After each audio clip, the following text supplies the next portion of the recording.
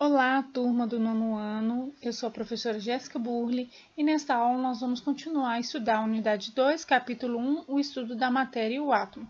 Nessa aula 2 nós vamos entender o que é o método científico. Vamos continuar na meditação do versículo de 2 Coríntios 3:18. A ciência é um método de investigação do universo físico que permite responder uma série de perguntas.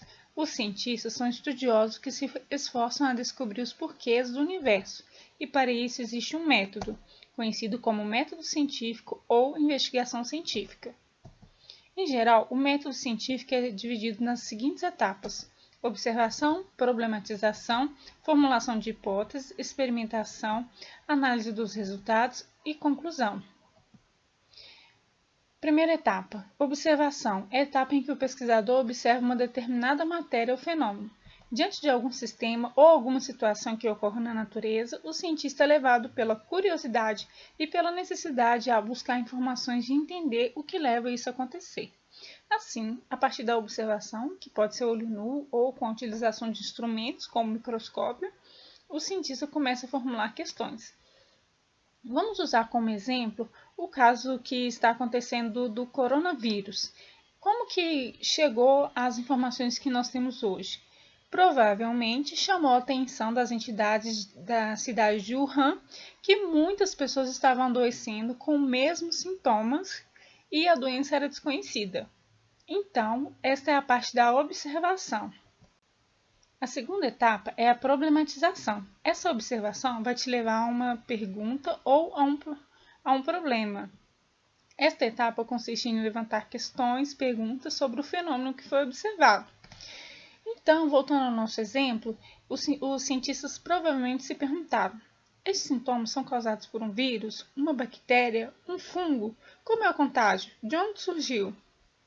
Então, isso são perguntas que foram levantadas a partir da observação.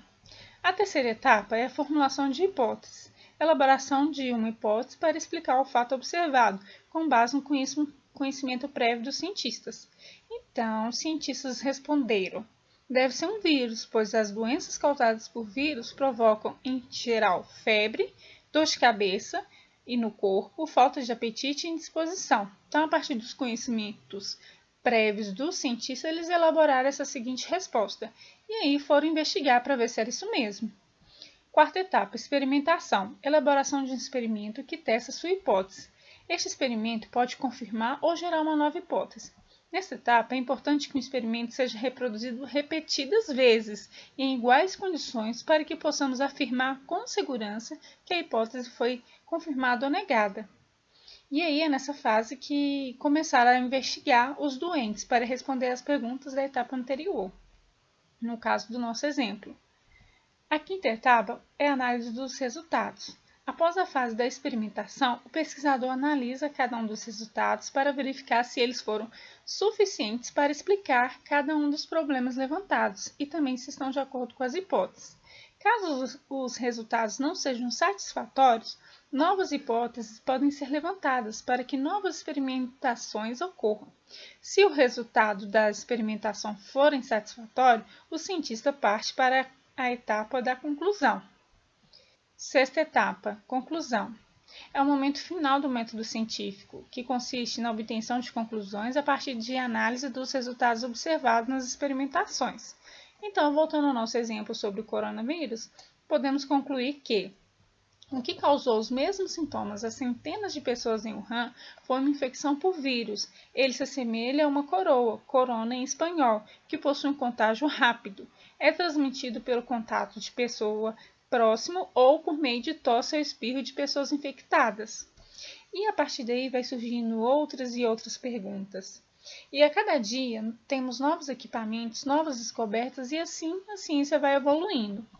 Por isso, é normal hoje uma teoria que é considerada verdade, mas que daqui a alguns anos, com a evolução de equipamentos, pode não ser mais.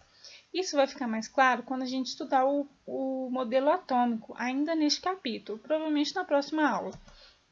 A química tenta explicar o que está acontecendo ao nosso redor, ou seja, não é ela que define o que está acontecendo, ela apenas tenta explicar.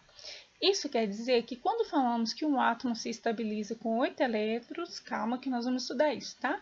Em sua última camada, por exemplo, isso acontece não porque a química fala que acontece, mas sim através de muita observação, experimentação e muito trabalho. Então, até aí, pessoal, nós vamos encerrar nossa aula. Até a próxima!